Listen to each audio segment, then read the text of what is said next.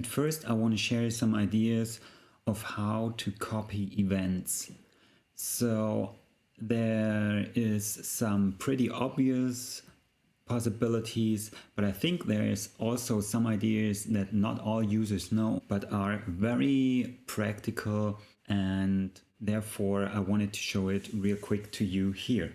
So the obvious ones would be, for example, if I have my event here, I could of course use the copying function that Cubase offers. So you hover, click and drag, and you have your copies of your event. Another one using the mouse would be you go to your event, hold your Alt or Option key and drag your event somewhere else. That will put it where you dragged it and also copy this event. Some other obvious possibilities would be you could use your copy and paste function. That would be you select the event and press Command copy and Command paste, and of course your event will appear where your cursor line is. You could also click it and go to another track and use the Command copy, Command paste, and then this event will be copied to that other track, but also to the cursor line. And now here is one possibility that some people might not know. You could also Command copy the event and insert it at the original location. So it was not copied here to my cursor line, but it was copied here where the original event is located. And that you do with Alt or Option and copy.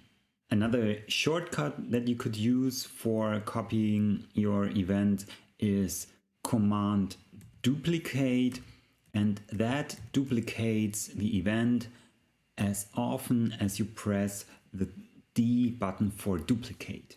But if you have to copy it a lot of times, then you probably want to use one of the other two possibilities, and these would be you select your event again, you go to Edit, Functions, and Fill Loop, and that will put in as many copies as would fit in the loop that you have, so the distance between your left and right locators.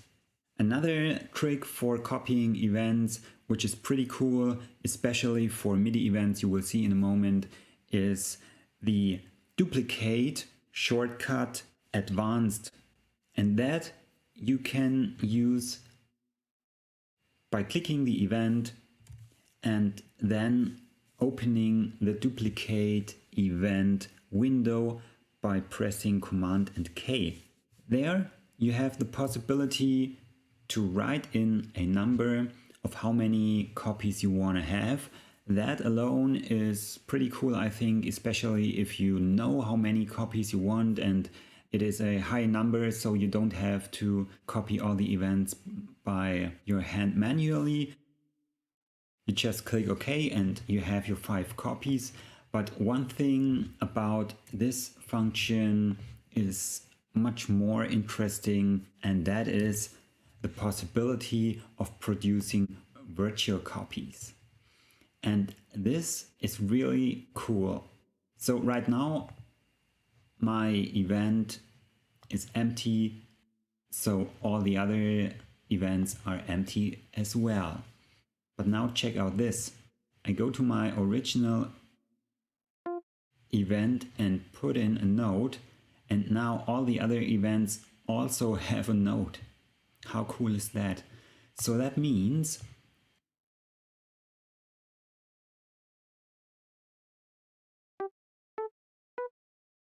if you have a virtual copy of your original event, the virtual copies will to some point behave like your original event. And if you put in notes or delete those, they will also appear or disappear in your virtual copies. That makes working with loops or events that are similar to each other way more easy. Now I want to show you 5 possibilities to find out what chord you have in your project.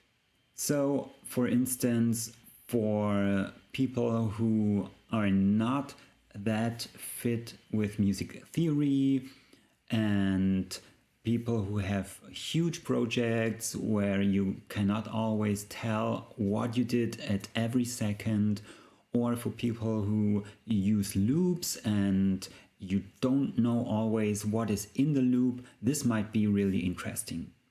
One really simple possibility is the status line. The status line you can activate up here with this cogwheel, and if you activate it and hover somewhere with your cursor line, the status line will show the chord that you are hovering above right now. So these notes here are a D minor chord, and if I jump over here, you see it immediately changed and now shows me G7 over D, or here a C major chord. The same thing you can do by selecting the notes that you think are a chord, and you go over here in your left zone to your chord tab, and it will show the name of that chord if it is a, let's say, fairly common or chord that does make some kind of sense. So you see, as soon as I select these notes, the chord is shown over here, and that is the second possibility. Now what I could do is create a chord track and send my chords to the chord track. If you want to, you could also use a function that Cubase offers to put in the chords on your chord track, and that is, you go to chord track, here in project, chord track, and say create chord symbols. Then you will be asked what functions you want to use or not. I will be just using the default setting, and already the 3 chords were created and also show the right chord symbols. And here on the chord track I have my third possibility, and it is really simple. You create an event, and if you double click it, the editor opens. And now down here you see you can activate the MIDI input. If you click it, it lightens up in white, and now if I press a chord, the chord track or the chord editor, I don't know which one, recognizes it and just shows it up here. And that's it. So I go to my piano and play a chord that I think makes sense, and if it does make sense or it is not a maybe too weird chord, then Cubase will immediately show it up here.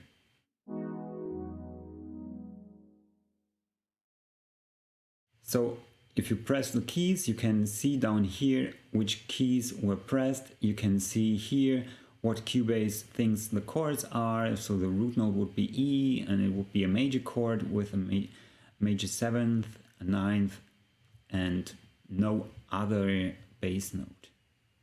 The fourth possibility is pretty much the same, but you can do this somewhere else, and that goes like this.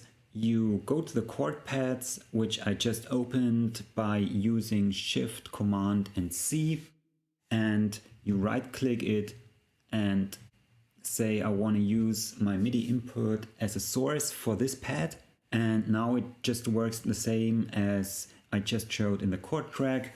You play the chord and it shows up on your pad.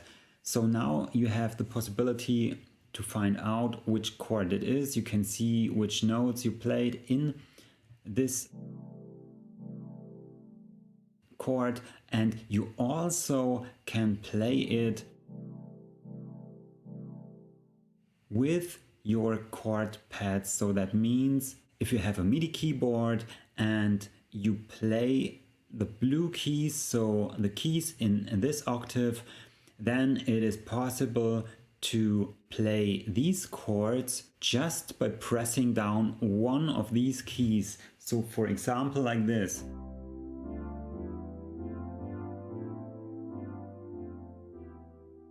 The fifth option for finding out which chords are in your project is a little bit different, and it goes like this. You open your note editor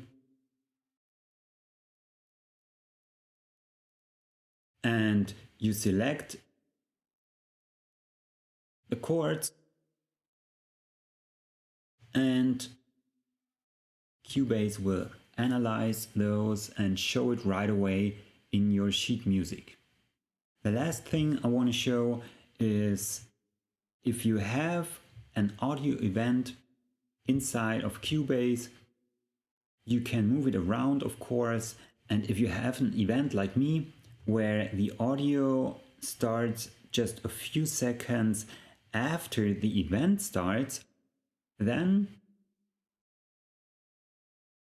the audio will always be placed. So if you have the grid on like I do, then the audio will be placed in relation to the starting point of the event. So right now I have my grid set to bars, and I can move it around in bars, and the audio always starts that long after my event. So if I put it to beats, you see I can move it in beats and the audio will still start that long after my event. So now there is a problem. For example, I used a loop and I want the audio to start at beat 1 of any bar. And if I have it set to bar, then you see it will start somewhere shortly after beat 4. And if I have it set to beats, then still I can not get it very close to beat 1. Of course, now I could try to find out another quantized setting, and that might work. It also might be close but not that good, and then I could try another one, and well, that didn't get any better. I might get closer and it might work really well, but that will also be very time consuming, and not all of the times it will work really good. And there would be another possibility. Of course, I could not use the grid and just close the event as far as I think it would be fitting. And now if I go back to bars and activate my grid, it will snap to the first beat immediately. So that would definitely work, but there is another solution that Cubase offers, and I think that's really cool. So I will show it. There is one part that defines where Cubase snaps your event to, and that is this icon here at the beginning of my event that is called R. And this event snap point is right at the moment. You see it's right at the beginning of my event. And that is the reason why if I move my event, Cubase snaps it to the beginning of the bar. Now what I could do is just hover with my mouse over the snap point, grab it and drag it somewhere else. So I will just, right now I will just drag it somewhere in the middle of this silence here in the beginning. And you see here in my event a white line appeared. And that is the snap point. I put it here, and now if I move my event, you see the snap point just snapped to the first beat. And now, even though I have still bars activated, now the beginning of my event is not the beginning of the first beat, but my snap point is. So what you could do is, if you want to, you could just drag the snap point to the beginning of your audio event. Here in your audio editor, you can scroll in really nice and find out, you see it also snaps to the zero crossing. So you can find out really easy where you want your event to begin or where you want it to snap to the first beat. And now you see again the white line moved. It is now right at the beginning of my audio, and if I move the event, you see the white line now snaps exactly to my cursor line, which is currently at the first beat, and also my audio is at the first beat as well. That would be interesting if you, for example, know that your audio file starts with a few beats before the first beat, so like kind of an upbeat. So that means these words are just an upbeat and the beat 1 is here. If I know that, I could use this to my advantage and mark the beat 1 here where I want to. And now if I drag my event somewhere, there will always be beat 1 will snap to beat 1 and the words before it will appear like an upbeat in front of the bar. So that's it. I hope you found these tips helpful. If so, let me know, subscribe to my channel and watch some of the other videos as well.